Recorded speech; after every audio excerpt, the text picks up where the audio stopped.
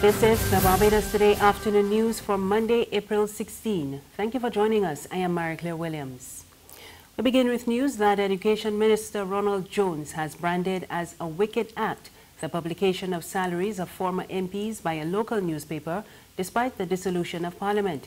Jones was addressing the launch of the campaign office for the Democratic Labour Party's candidate in St. Joseph, Dennis Holder, last night. He said such a report is aimed at dividing the nation. The front page of one of the dailies in Barbados thought it necessary to put a splatter on the front page saying these are the salaries and things of... No. I really don't read most of these papers. Because I saw it before spreading the page, sometime before, as though there is this miasmic capture of the mind by writing up, Prime Minister works for this, the Minister of Education works for this, Senator Irene works for this, and all of that, What is that about? Why are we descending into the bowels of nastiness in this country? For what purpose? But these things are to prove a point. It's to create in the hearts of the citizenry this anger towards those who are in service of you. It's a wicked, deliberate, spiteful level of behavior being perpetuated in this country nearly every day. Meanwhile, former MP Dame Maizie Barker-Welch also endorsed last night's launch. She said despite the current state of the economy, Barbadians are not out of money. According to her, this is evident in the number of people who regularly turn out for fetes and other forms of public entertainment. Look, I wonder if some people watch what happens in Barbados. People talk about the money than this. You ever spent a fete? A regular fete?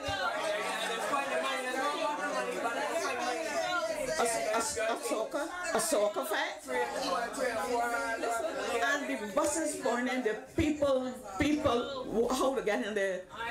They just let them in. They get in there by paying.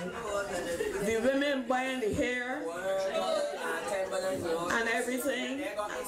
They got the money, but every possible thing that happens in Barbados in that line, you have thousands and thousands of people. Agriculture officials say they are confident that they are now in a better position to address issues affecting the sector. Permanent Secretary Andrew Gittens says they have identified the need for training in a number of areas after conducting a skills needs assessment in the ministry. He was addressing a stakeholder consultation this morning on the skills needs assessment for agriculture and fisheries.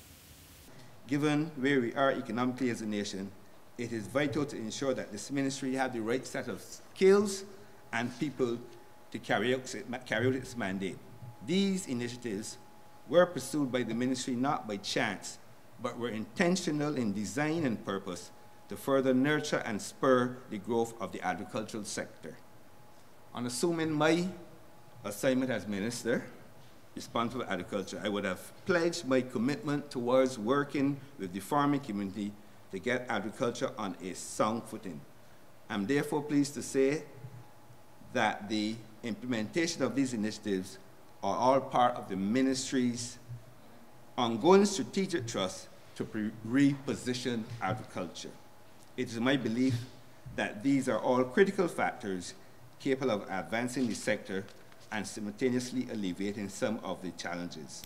Meanwhile, Labour Minister Dr. Esther Bayasuku says short to medium-term development strategies will also be drawn up following the ongoing assessment. So this sector is not only critical to ensuring that Barbados achieves an adequate level of food security, but it is also a potential growth sector if optimum competitiveness is achieved through the production of high-quality agricultural produce increased innovation, and enhanced value-added activity. In fact, that's what we've seen out of the Youth Entrepreneurship Program.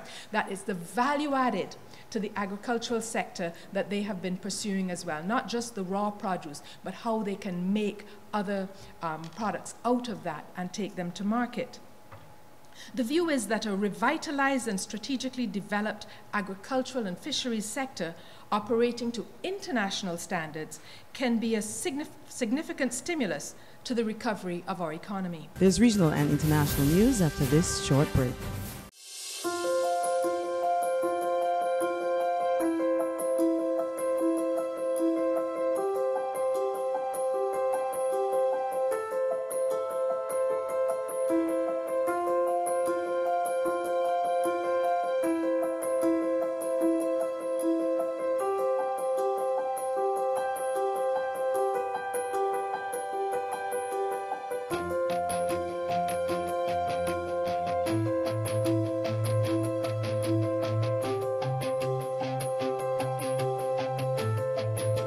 Barbados Today, news you can trust. Thank you for staying with us. We're back now with news from the region. The World Bank has signed a deal with the Netherlands to provide $580 million to assist St. Martin to rebuild and improve resilience following the devastation caused by Hurricane Irma last September. The State Secretary for the Interior and Kingdom Affairs, Raymond Knops, says they want to build the island in a sustainable and hurricane-proof manner. St. Martin's Recovery and Reconstruction and Resilience Trust Fund will support the recovery efforts. The damage caused by Hurricane Irma is estimated at $1.8 billion and affected 90% of the infrastructure and large parts of the natural environment. On the international scene, a visit by chemical weapons inspectors to the site of a suspected gas attack in Syria has been delayed. This as Russia and Western powers traded accusations in the wake of retaliatory missile strikes led by the U.S. The leaders of Britain and France are also being questioned over their decision not to wait for parliamentary approval before they launched the attacks. We get the details in this Reuters report. The same attack that triggered those retaliatory strikes from the US, France, and Britain. These photos are from past efforts to investigate similar incidents, efforts that investigators had previously told Reuters were suspected to be met with systemic obstruction from the government in Damascus, and security threats that prevented their passage. The investigative team landed in Syria last week and met with Syrian officials in this hotel. So it's been days and they still haven't reached Douma, the site of the suspected attack. Syria and Russia deny unleashing poison gas during their offensive. Meanwhile, Washington says it's concerned that Russians may have already visited the site in an effort to tamper with the evidence, another allegation that Moscow has denied. Britain's ambassador to the OPCW says the team couldn't yet reach the site because Syria and Russia could not guarantee their safety. And finally, Britain's Home Secretary Amber Rudd has apologized for the treatment of long-term immigrants from the West Indies, saying it is wrong and appalling that some now face deportation. The immigrants, known as the Windrush generation, arrived in the UK from the Commonwealth as children, but they have been told that they are in the country illegally. Rudd has announced a new task force to help those affected and has promised to waive fees for new documents needed to prove their status and remain in the UK. Prime Minister Theresa May is due to discuss the matter with other Commonwealth leaders. Labour MP David Lammy tweeted that the meeting was a small U-turn, and he says he wants the government to guarantee the status of all the Windrush children who are caught up in this crisis by the end of the day. And that's the news this afternoon. Remember, you can get more on our website, www.barbadostoday.bb. You can also subscribe to our e-paper, email updates, and like us on Facebook. We're on Izumi Media in bus terminals and on Screenplay at supermarkets and gas stations near you. You can also find us on Mix 96.9 FM. I am Mary Claire Williams. Good afternoon.